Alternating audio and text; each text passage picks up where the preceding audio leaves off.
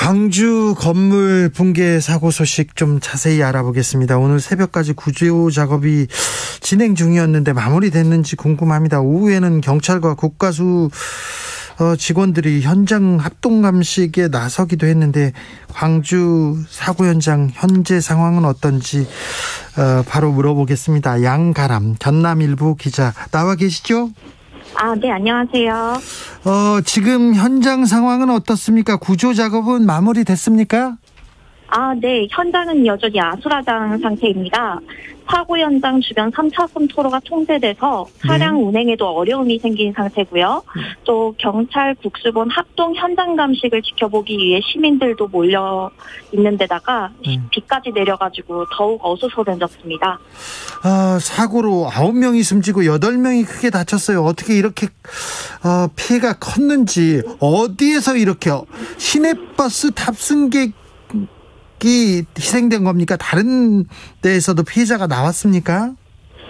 네, 지금 희생 당하신 17명 모두 당시 버스 안에 있던 승객들과 운전기사로 드러났습니다. 네. 초반에 구출된 8명은 대부분 버스 앞좌석에 타고 계시던 60, 70대 노인들로 밝혀졌는데요. 후반에 구출된 9명은 버스 뒷좌석에 타고 계시던 분들로 안타깝게도 모두 숨지셨습니다. 네. 어제 사고 발생 이후에 계속 사망자 집계가 왔다 갔다 했어요. 이렇게 혼선을 빚은 이유는 뭐였어요? 네, 사고 직후에 소방본부가 사망자가 3명이라고 발표를 했다가 이후에 언론 브리핑에서 사망자가 없다고 정정을 했는데요. 네, 현장 보고 체계에 혼선이 있었던 것으로 보입니다. 소방본부 관계자가 붕괴 현장 대원들과 소통 과정에서 잘못 전달됐다고 해명한 바 있습니다. 네. 어제 사고 현장에서 안전 조치가 제대로 이루어지지 않은 겁니까? 네. 우선 사고가 나고 인근 주민들 대부분이 공사기간 때만이라도 승강장을 잠시 옮겼으면 어땠을까 하고 반응을 했습니다. 해당 승강장은 14개 노선의 버스들이 정차하는 곳으로 하루 이용 승객만 수백 명에 달하는데요.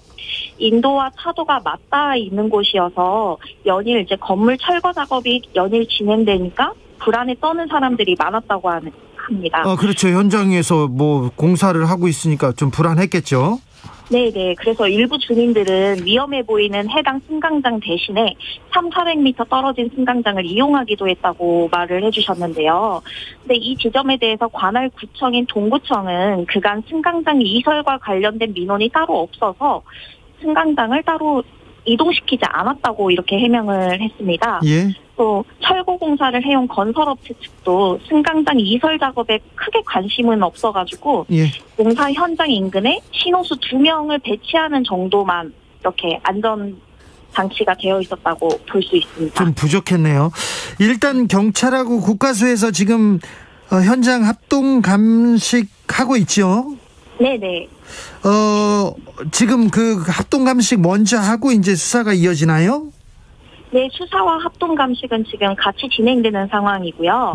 우선은 지금 합동 감식에 대해서 먼저 말씀을 드리면 광주 경찰청이 이제 사고 원인을 조금 더 빠르게 규명을 하기 위해서 합동 수사본부팀을 수사본부로 이제 격상을 시켰다고 이제 밝혔는데요. 이 합동 수사팀은 이제 경찰청의 국가수사본부, 국수본이 이제 직접 수사를 지휘하는 체제입니다. 이번 사건은 이제 해당 건물을 뒤편에서부터 이제 허물어가지고 구조가 이제 불안정해진 상태였고, 이게 철거 계획부터 잘못 세워졌다라는 이제 그런 지적이 많아가지고 오늘 현장 합동 감식도 이 지점에 초점을 두고 지금 이루어지고 있습니다. 양 기자님. 네네. 기자님이 취재해 보니까 뭐가 잘못된 것 같아요?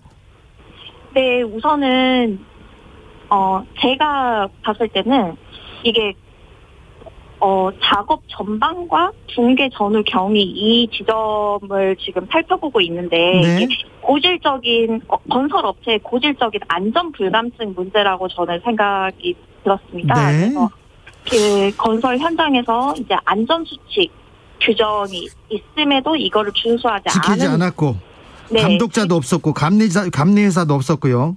네, 그 감리 감독자가 그 애초에 상시적으로 주둔하지 않는다라고 이런 식으로 계약을 초반에 체결했다라고 들었는데 네. 이 지점도 조금 다시 한번 경위를 좀 살펴봐야 될 문제라고 생각합니다.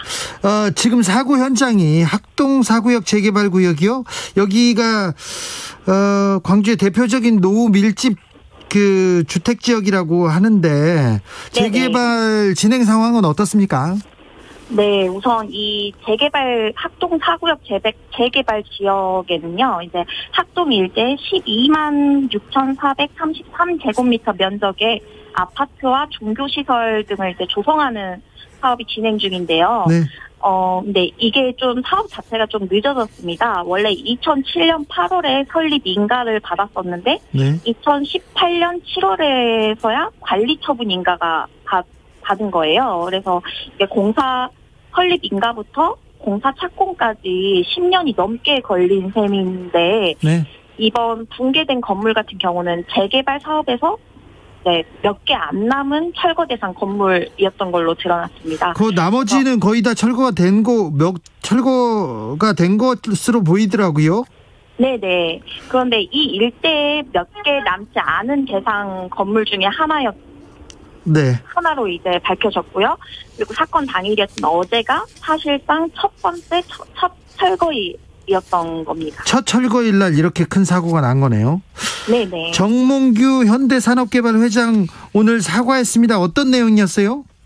네, 우선 정몽규 회장이 오늘 이용섭 광주시장이랑 같이 희생자 빈소를 방문해서 네. 유족들에게 직접 사과의 말을 전했는데요. 일어나서는 안 되는 일이 발생했다고 정말 너무 송구스럽다. 재발 방지 약속하겠다. 이렇게 말을 전했습니다. 네. 이용섭 시장은 건설 현장을 철저하게 관리 감독해달라고 4차례나 공문을 보냈는데 사고가 발생했다고 하더라고요. 이거 그러면 건설회사의 문제점은 맞는 것 같은데 광주시에서는 어떤 대책 마련했습니까? 네, 우선 광주시는 사고가 난 직후에 이제 재난안전대책본부를 이제 가동하고 서각권자인 동구청에 사고 수습본부를 꾸렸는데요. 네. 이제 또 국토부, 경찰청과 함께 사고 원인을 조사하고 책임자 엄정 처벌하겠다. 이거를 이제 이용섭 시장이 직접 밝혔습니다. 그리고 앞으로는 광주시가 재개발, 재건축, 건설 현장에 대해서는 제대적인 점검을 직접 나가서 허가 기관과 함께 직접 점검을 하겠다.